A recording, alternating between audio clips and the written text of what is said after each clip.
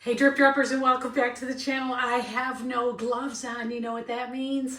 It's a reveal day. I'm not painting. I'm just looking at what I made. Okay, so I resined all these projects. My husband helped me because I wanted to make sure I didn't have any bubbles in it. And it came out so amazing. So these are all projects you've been watching me make. And you know I'm a beginner. We all know that. So don't judge me too harshly.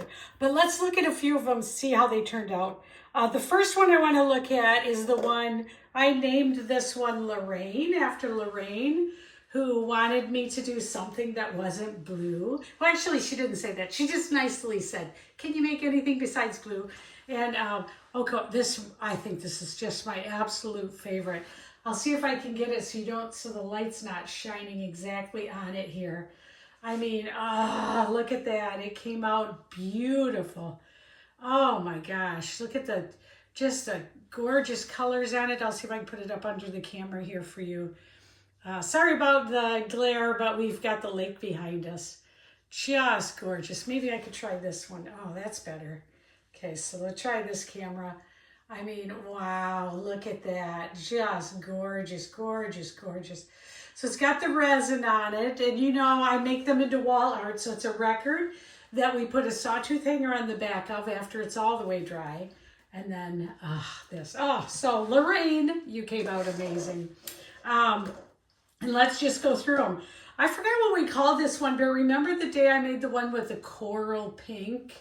I mean, just the really nice black lacing.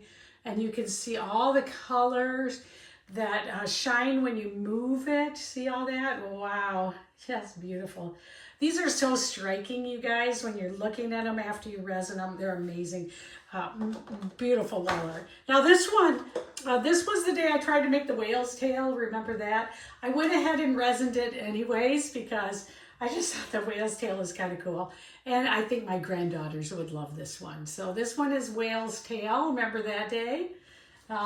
Okay, now there was a sailboat regatta going on the lake. And I was trying to make something sailboat regatta-ish. And here that is. So beautiful. Let me put it up under the camera so you can see it, I think. Just came out with gorgeous, gorgeous, gorgeous colors. Look at that. So beautiful. Oh my gosh, that one is Sailboat Regatta. Just the beautiful white lacing on it. Love it, love it. So that's after the sailboats. Now, let's do this one next. So this one is the day I'm Catholic and I love stained glass, I'm not gonna lie. And this reminded me of our church stained glass. What I was going for was more of a stained glass look, but I ended up with stained glass colors. And again, this one is just gorgeous in the light. I don't know if you can see here. I'll try to put it under so you can just see how those colors are in the light. A lot of those are this little piggy pigments, really. And the Sherwin-Williams, I think we were using like Connor's Lakefront or Adriatic Sea. Beautiful. Okay. All right. This one came out beautiful. I can't remember what I was going for with this one exactly, but it came out beautiful. Came out with this kind of like really wavy. I wasn't looking for cells on this one, and I didn't get them. I mean, it just came out just absolutely beautiful. Again, that background just so striking with it. All right. Now this is a Birch round, and I can't remember what I was going for, but remember the one I got what it looked like a hummingbird on it over a nest? And this one, beautiful. This we used, I think, Sequins Peacock as the colors under it. Here's the bird. Let's see if I can turn this around so it sort of looks like a bird here. So let's see if I can get it to catch up to me here. Okay, so we were like, that kind of looks like a hummingbird, right? And look at the beautiful kind of nest. That's what my granddaughters see when they look at it. This is a birch round, and it'll become a wall hanging. Beautiful. The color that we used, I remember this, that was Sunken Peacock was the Sherwin-Williams background color. Okay, now this one is also a birch round, and this one I think I'm going to have to re-resin because it's got some fish eyes on it. But it's still got the press and seal on the back because I'm going to re-resin it. But look at the purples in this. I'm going to see if I can get it under the underneath so you can really see the purples.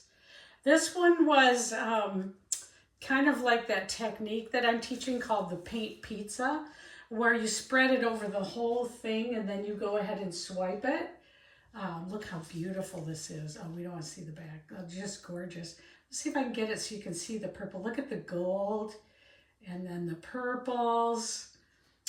So maybe we can get some more of that purple so you can see it. So the top has this really beautiful purple. And I'd have to go back and look at which little piggy colors we were using, but I'm pretty sure that one was sequins. Ah, beautiful. Okay, we're not done yet. Let's see. Let's do another paint pizza, okay? This is another one that I call it a paint pizza because what we were trying for, and I'm going to kind of turn it this way. Remember that? So we swiped across it, but we also did some work with the palette knife to just kind of get some parts that weren't swiped. You remember that? We were kind of just drawing through it and up here too. And just look how absolutely beautiful that comes out. Again, with the purples. Let me put it up under so you can really see it. So, you know, putting the resin on them just really changes them. Look at that. Ah, just beautiful. Now, this little spot here is where a bug fell in. I don't know what I'm going to do about that. Probably just leave it. I got the bug out, but we still got the hole.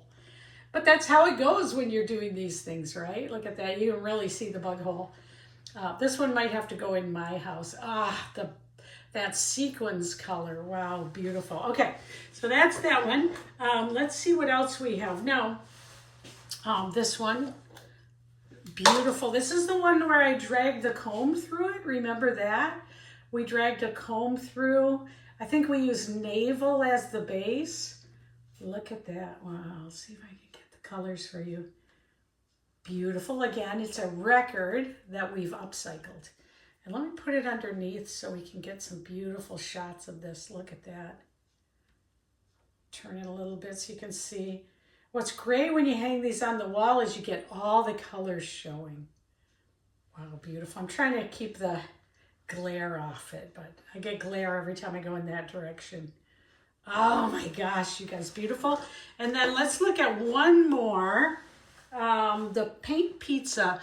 Okay, I'm gonna declare this one my favorite today. No, I like Lorraine a lot, the Lorraine one, but I just think this one is like so stunning. Look at that. Wow, just beautiful. I mean, again, remember we made it like a pizza, so we put paint all over it. You can watch my paint, I call it the paint pizza technique. I've not seen anybody do it with fluid art, so I don't know, I say I invented it, but the powers that be in the fluid art world might not say that. But the paint pizza technique where you, first you put all your paint down, all your colors down, and then you swipe across it, and then I like to just make some strokes through it that are alongside of the swipes, so it makes it so beautiful. But let's look at this one. See how they look. Remember when we were doing that and I was swiping through these extra spots to embellish it? I'll try to link to a paint pizza video up here so you can see in case it's something you want to try, especially if you're a beginner. The paint pizza technique, you pretty much can't wreck it. It's beautiful. Wow, look at that. And look at these colors. I mean, these cells have all kinds of colors in them. See how one cell will have multiple colors? That's what I was looking for. Peacock cells, boulder cells. That's actually why, oh, this one, let's look at this one over here, right here. That cell has so much color in it. When I first started fluid art, I actually started, I don't know about you guys, but I started because I wanted to do it with my granddaughters. I thought they're gonna love this. So I bought all these supplies. I went to their house and I tried to make cells and I just made a muddy mess of paint. I did not know what I was doing. And it just kept turning out awful. I tried for a whole week. Still remember this, at the end of the week, my granddaughter, Olivia, she says, Grandma, like, I don't like painting like you do that. I don't like that painting, but you love it.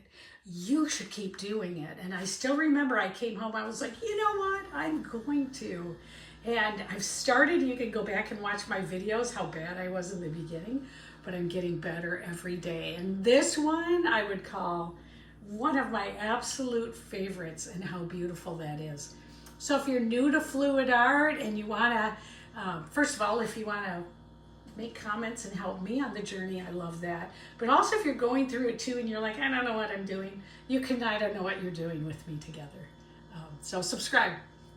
But beautiful, like, just, I'm gonna give one last look at this one, because this one is actually, just so my favorite. I mean, I think that one, look at that green up at the top there, or well, it's gonna be on your right side. I mean, come on. I mean, come on, are these amazing? Well, sorry, I just had to reveal today. I'll see you guys on the next one. Thanks for joining, bye. These are great. I did a good job. Even when I'm muffed up, it's a good job. I'll see you later. Bye.